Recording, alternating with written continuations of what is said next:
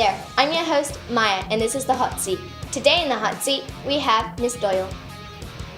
Miss Doyle, are you ready to try and keep your cool in the hot seat? I sure am. Your time in the hot seat starts now. What's the worst piece of advice you could give someone? Just go for it. What's your favorite pastime relaxation activity? Reading. What's your favorite music or musician?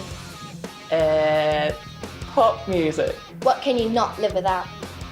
My little boy. Name one person, alive or not, you'd like to have dinner with. Nelson Mandela. What was your worst job? Working in a toy shop. What's in your bag? My phone. What's the best thing about your job? Working with children. If you weren't in your current role, what would you be doing?